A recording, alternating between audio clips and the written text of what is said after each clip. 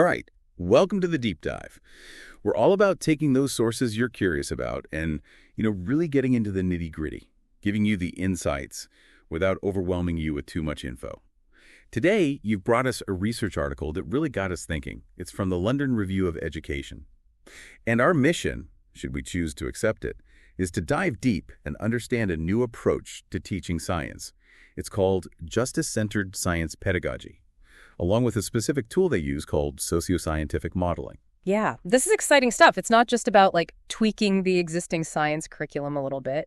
What's really cool here is how this approach is actually trying to change how we think about science education altogether. Totally. So we're going to look at how this approach aims to empower students and how to bridge that gap between, what's taught in the classroom and what's happening in their lives. And ultimately, how it helps them become agents of change, people who can make a real difference. But first, let's break down the core concept, which is justice-centered science pedagogy, or JCSP. Right. So JCSP, as this article explains, is a framework that was proposed by Morales-Doyle back in 2017. It builds on this idea of culturally relevant pedagogy, which comes from Ladson-Billings' work in 1995. The big goal of JCSP is, well, it's pretty ambitious. It's to use science education as a way to bring about social transformation. So it's really about giving young people the skills and knowledge they need to create a more just world. Which makes sense, considering all the criticisms about how science has been traditionally taught. The article brings up how science education can often feel disconnected from what students experience in their own lives. And, what's even more worrying is how it can unintentionally reinforce inequalities because it doesn't always value the different cultural backgrounds and experiences that students bring with them. The article makes a really good point by referencing earlier research from Aikenhead, ACOM, and others.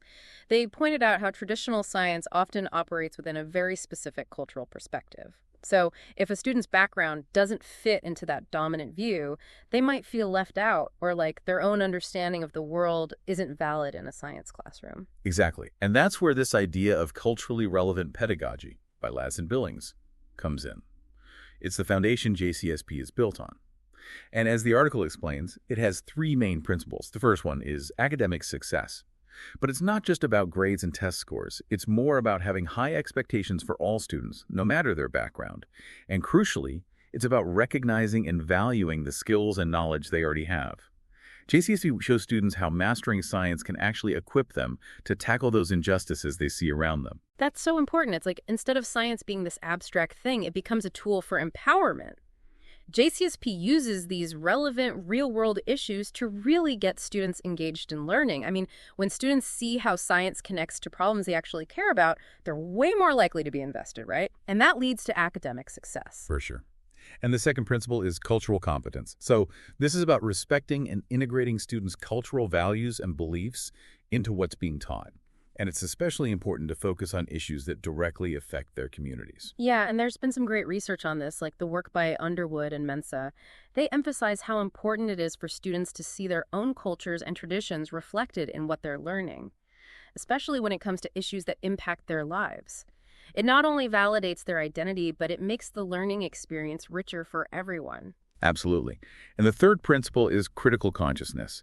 Now, this is where it gets really interesting. It's about helping students develop this ability to question things, to look at social norms, to analyze the systems that create inequality, and to think critically about how it all works. They're encouraged to consider different perspectives and ultimately to take action to address these issues. So it's not just about learning science, it's about using that knowledge to challenge the status quo. It's a huge shift. It is, but the article also points out a challenge. Incorporating these sociopolitical aspects, particularly the critical consciousness part, can be tricky for science teachers. Traditional science education has for a long time kind of avoided these more overtly social or political dimensions. There's a lot of research that backs this up from people like Calabrese-Barton, Dimmick, and others. Definitely. Teaching about pollution is one thing, but delving into the social and economic factors that lead to certain communities being hit harder or empowering students to become advocates for change, that's a whole other level. This ties into Frere and Maceto's work on literacy, which emphasized this connection between understanding language and understanding the world. Exactly. And this is where JCSP aims to make a real difference. It sees students not just as passive learners, but as what Morales-Doyle calls transformative intellectuals. It encourages them to see science as this tool they can use to create positive social change. This builds complex thinking about these justice-centered science issues, strengthens their connection to their cultures, and helps them become more confident in their scientific understanding. Okay, so let's get practical. How does JCSP actually play out in the classroom? Well, the article outlines these 3 key pedagogical components that Morales-Doyle proposed. And then it adds a 4th one, which is the focus of their research. So let's start with the first. Using what's called a social justice science issue, or SJSI, as the core of the curriculum. Think about access to clean water. It involves the science of water purification, but there are also huge social justice aspects tied to it. That's the kind of issue we're talking about. And what's really important here is that these issues are personally and communally relevant. They're rooted in social inequality and oppression. This makes it different from how socioscientific issues were approached before, as Sadler and others have pointed out.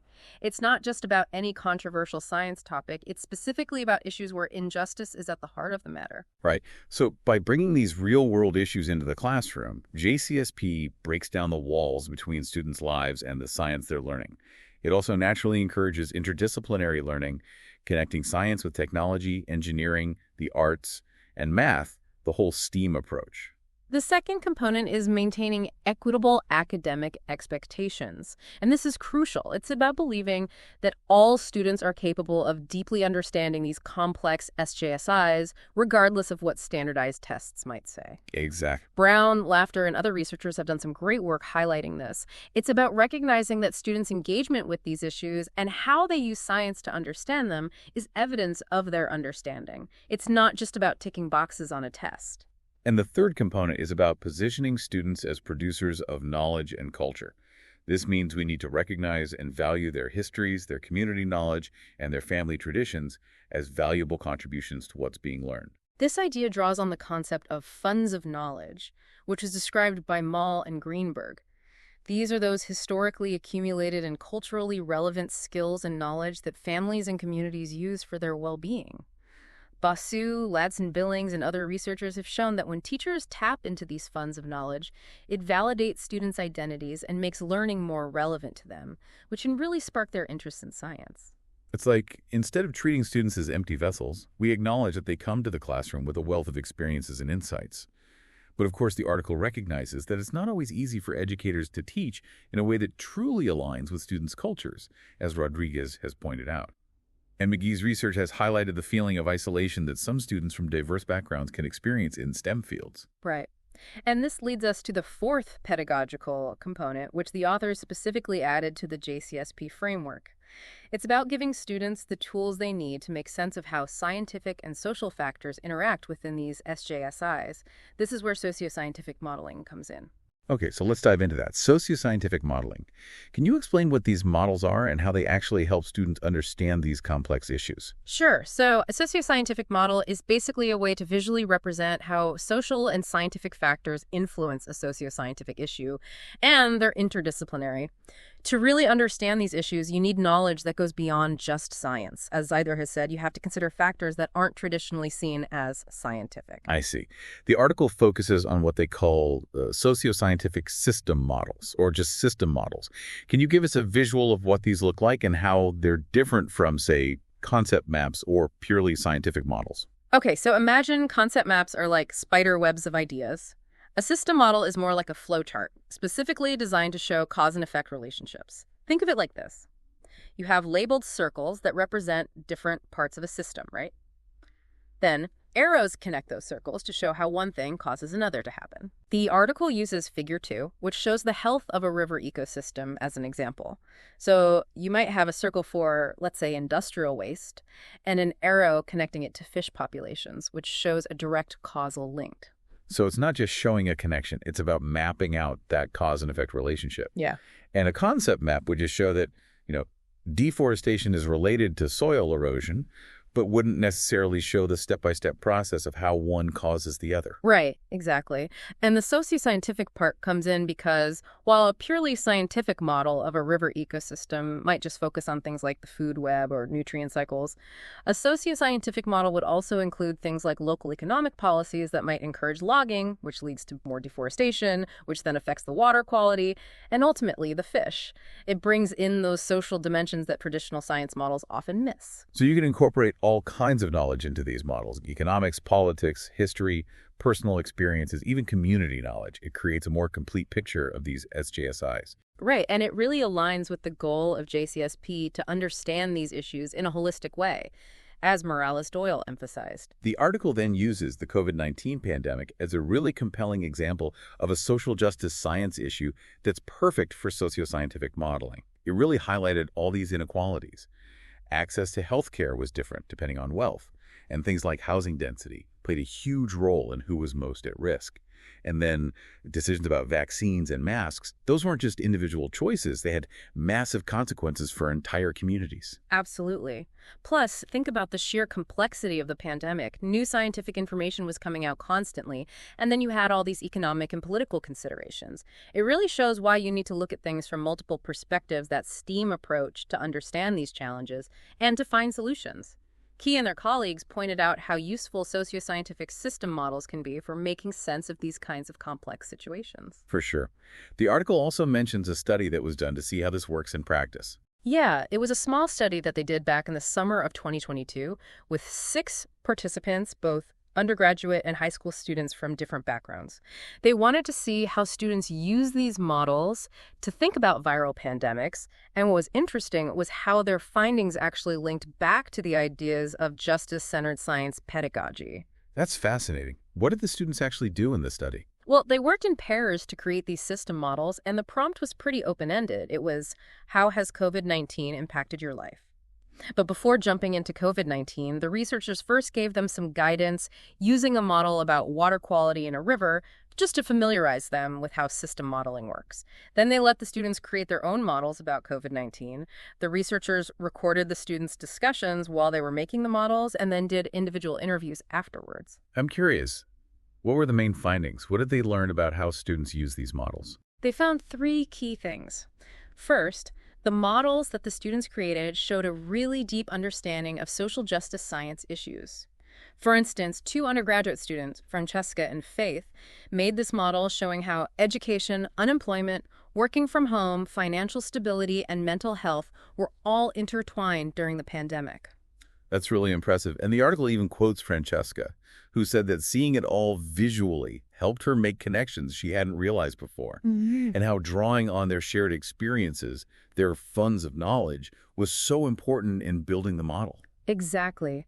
These models can help students see these issues in a whole new light. They're not just isolated problems, they're all interconnected as part of bigger systems.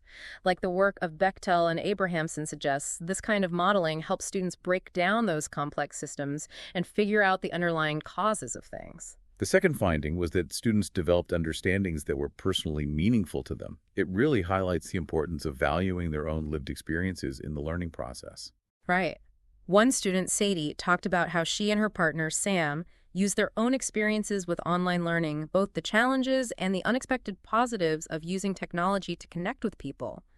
And another student, Trinity, connected her experience with isolation during a recent COVID infection and her family struggles with labor shortages to broader societal problems. And again, the article highlights that theme of accessibility.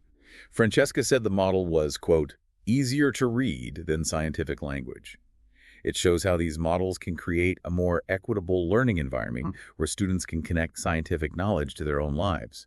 It makes those connections visible, which is so important for understanding unequal systems. Absolutely. And the third finding was about how these students were using really sophisticated reasoning skills. It goes beyond basic science knowledge. It's what's known as socioscientific reasoning. What exactly does that involve? It involves the thinking skills needed to really grapple with these complex socioscientific issues in a thoughtful way.